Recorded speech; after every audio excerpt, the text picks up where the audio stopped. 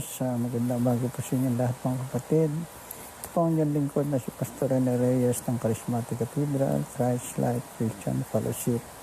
Ang muling nag-aanyaya sa inyo na samahan niyo po ako sa pang-umagang pagbubulay-bulay ng salita ng Diyos. Ang ating pong pagbubulay-bulayan sa umagang ito ay ang Pilipos, Kabanatang 4, talatang 6 hanggang talatang 7.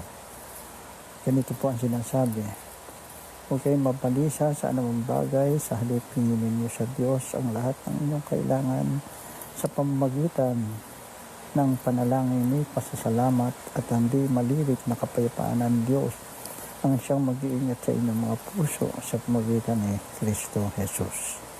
Purihin ng Diyos.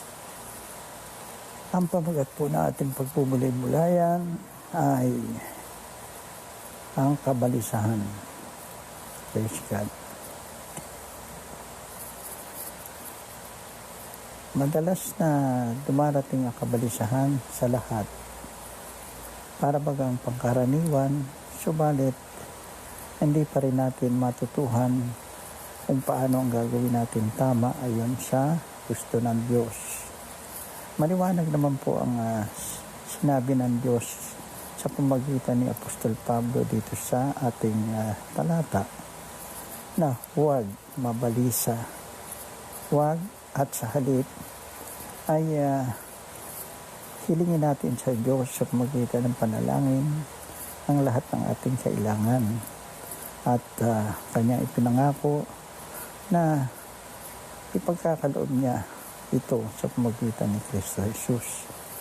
At may pangako pa rin po siya na ang di malirip na kapayapaan ng Diyos ay isa sa atin, samantalang ang pangako na pagkakaloob na ating pangailangan na ating Diyos ay Kanyang isinasakatuparan sa tamang panahon.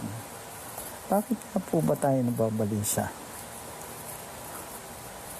Ang pagkabalisa po ay isang sinyalis ng kawalan ng pagtitiwala sa Diyos, at ito'y pagtitiwala lamang sa ating sariling kakayahan.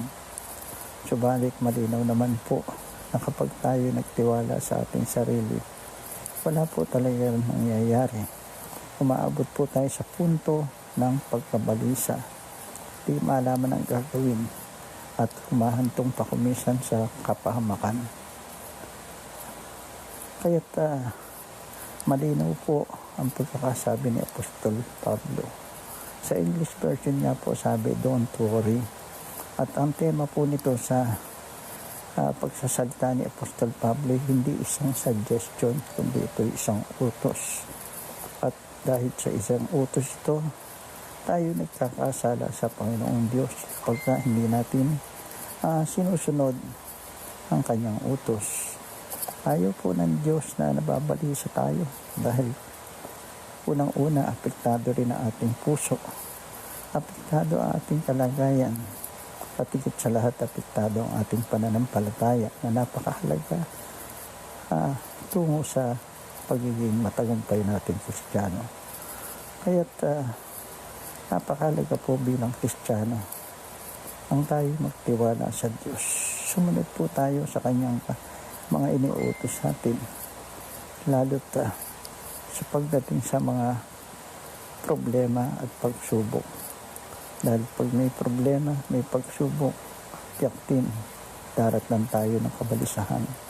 Subalit kung tayo magtitiwala sa Diyos, ang kabalisahan ito'y magre-resulta ng kapanatagan kung atin lang pagtitiwalaan ang Diyos na nagsabi sa atin, huwag kayong mga balisa, sa halip ninyo sa Kanya ang lahat ng ating pangailangan, kasamang pasasalamat, at ang di malirik na kapayapaan ng Diyos sa pamamagitan ni Kristo Jesus ay isa sa atin sa takdang panahon.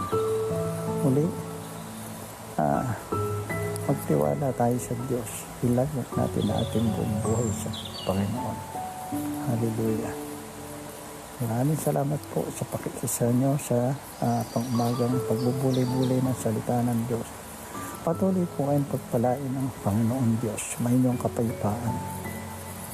Have a pleasant day.